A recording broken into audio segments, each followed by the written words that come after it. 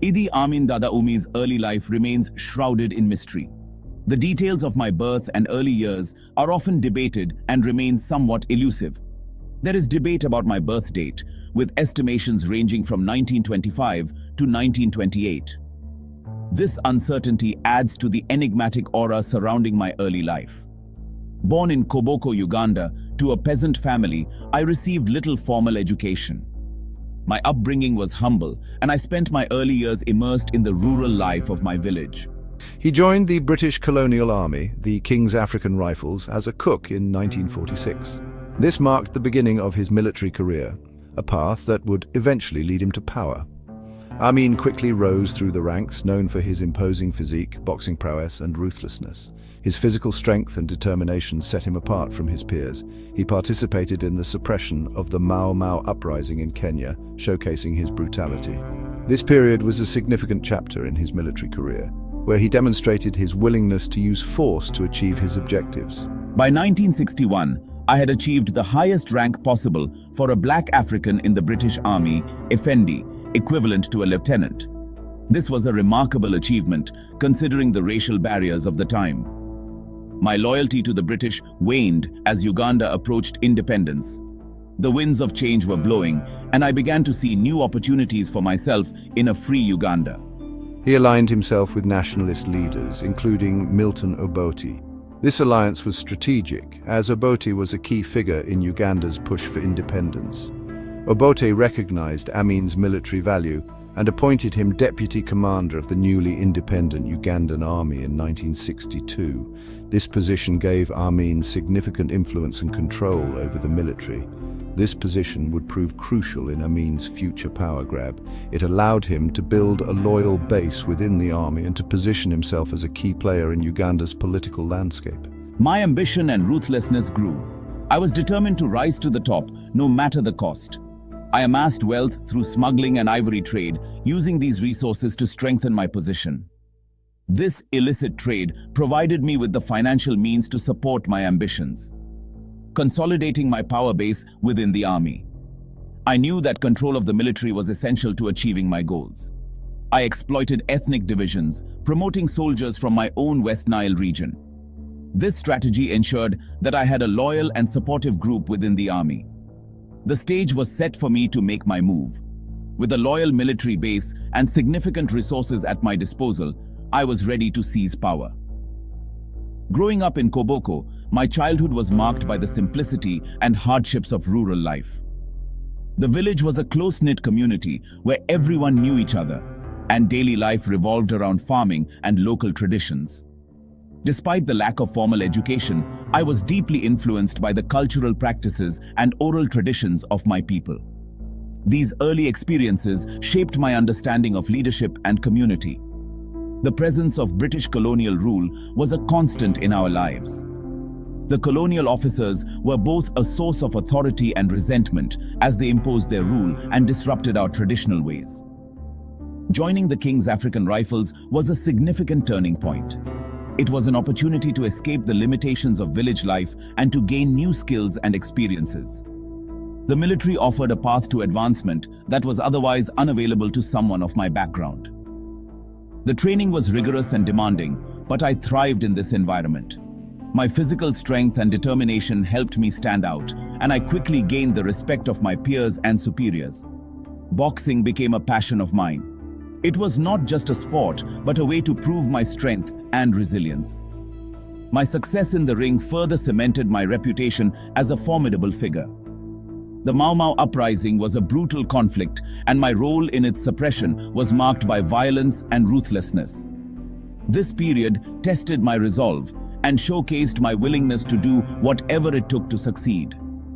Achieving the rank of Effendi was a milestone. It was a recognition of my abilities and a testament to my hard work. However, it also highlighted the racial barriers that still existed within the British Army. As Uganda moved towards independence, the political landscape was changing rapidly. I saw an opportunity to align myself with the emerging nationalist leaders and to position myself for future success.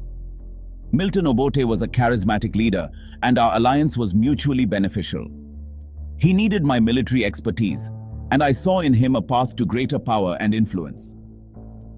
As deputy commander of the Ugandan army, I had significant influence over military operations.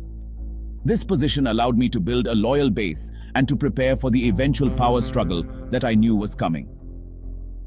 The smuggling and ivory trade were lucrative ventures. They provided me with the financial resources needed to support my ambitions and to secure the loyalty of key figures within the military. Exploiting ethnic divisions was a calculated strategy. By promoting soldiers from my own West Nile region, I ensured that I had a loyal and supportive group within the army. This loyalty was crucial for my plans to seize power. With a loyal military base and significant resources at my disposal, I was ready to make my move. The stage was set for a power grab that would change the course of Uganda's history. My journey from a humble village in Koboko to the highest ranks of the military was marked by ambition, ruthlessness, and strategic alliances. Each step brought me closer to my ultimate goal of seizing power and shaping the future of Uganda. The story of my early life and military ascendancy is a testament to the complexities of power, ambition, and the impact of colonialism. It is a story of a man who rose from obscurity to become one of the most powerful and controversial figures in Uganda's history. As we reflect on this journey, it is important to understand the forces that shaped my rise to power and the legacy that it left behind. The early years were just the beginning of a tumultuous and impactful career that would leave an indelible mark on Uganda and the world. By 1970, tensions between Amin and Obote reached a boiling point. The political landscape in Uganda was fraught with uncertainty and unrest. The two leaders, once allies, had become bitter rivals, each vying for control and influence over the nation. The atmosphere was charged with suspicion and fear as both men maneuvered to outwit and overpower the other. Obote, aware of Amin's growing power, attempted to curb his influence. He knew that Amin's ambitions were not to be underestimated. Obote's speeches became increasingly focused on the need for stability and the dangers of unchecked military power. He sought to rally support from his political allies and the general populace, emphasizing the importance of maintaining civilian control over the military. He ordered an investigation into Amin's alleged corruption and involvement in smuggling. This move was intended to undermine Amin's credibility and weaken his position within the military. The investigation uncovered a web of illicit activities, including arms smuggling and financial misappropriation. Anti-corruption rallies were held across the country, with citizens demanding accountability and justice. Fearing arrest and fueled by ambition, Amin launched a military coup on January 25, 1971, while I attended a Commonwealth summit in Singapore. The timing of the coup was strategic, as Obote's absence left a power vacuum that Amin was quick to exploit. Tanks rolled through the streets of Kampala, and soldiers took up positions at key government buildings. The coup was swift and bloodless. Amin's forces encountered little resistance, as many within the military were sympathetic to his cause. The takeover was executed with precision, and within hours, Amin had secured control of the capital. The lack of violence during the coup gave the impression of a smooth transition of power, which initially helped to legitimize Amin's actions in the eyes of the public. Amin seized control of key installations in Kampala, the capital, and announced the overthrow of Obote's government. Radio broadcasts and public announcements declared the new regime, and Amin promised to restore order and prosperity to Uganda. The swift and decisive nature of the coup left little room for opposition, and many Ugandans were initially hopeful that Amin's leadership would bring positive change. He declared himself president, suspending the constitution and dissolving parliament. Amin's first acts as the new leader were to consolidate his power and eliminate any potential threats. By suspending the constitution, he effectively removed any legal constraints on his authority. The dissolution of parliament further centralized power in his hands, allowing him to rule by decree. Initially, Amin enjoyed widespread support. Many Ugandans were disillusioned with Obote's increasingly authoritarian rule and saw Amin as a liberator. The streets were filled with jubilant crowds, celebrating the promise of a new beginning. Amin's charismatic personality and populist rhetoric resonated with the masses, who were eager for change. Ugandans celebrated the end of Obote's increasingly authoritarian rule.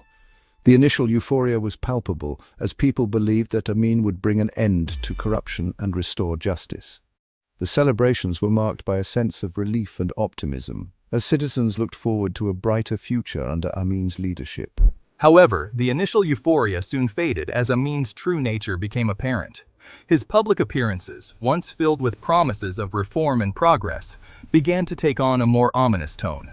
Reports of human rights abuses and political repression started to surface, casting a shadow over the initial optimism. He unleashed a campaign of terror, eliminating his opponents, both real and imagined. Amin's regime quickly became synonymous with brutality and fear. Military raids were conducted across the country, targeting anyone suspected of disloyalty. The arrests were often arbitrary, and many people simply disappeared, never to be seen again. My supporters, mainly from the Acholi and Longi ethnic groups, were targeted, tortured, and murdered. Amin's purges were particularly brutal against these groups, who were seen as loyal to Obote. The violence was systematic and widespread, with entire communities being decimated. The fear of being targeted created an atmosphere of paranoia and mistrust among the population. Amin's reign of terror had begun. His speeches, once filled with hope and promise, now echoed with threats and intimidation. The military presence in everyday life became overwhelming as soldiers patrolled the streets and enforced Amin's draconian policies. The sense of security that many had initially felt under Amin's rule quickly evaporated. His rule marked a dark turn for Uganda. The country, once hopeful for a new era of prosperity, was plunged into a nightmare of violence and oppression. The social fabric of the nation began to unravel as fear and suspicion permeated every aspect of life. The economy, already fragile, started to collapse under the weight of Amin's erratic policies and widespread corruption. His brutality, paranoia, and megalomania would plunge the country into years of violent economic decline and international isolation. The once bustling marketplaces became deserted as people feared for their safety. Infrastructure deteriorated rapidly and basic services became scarce. Uganda's international standing plummeted as the world watched in horror at the unfolding atrocity. The world watched in horror as Amin's regime unfolded.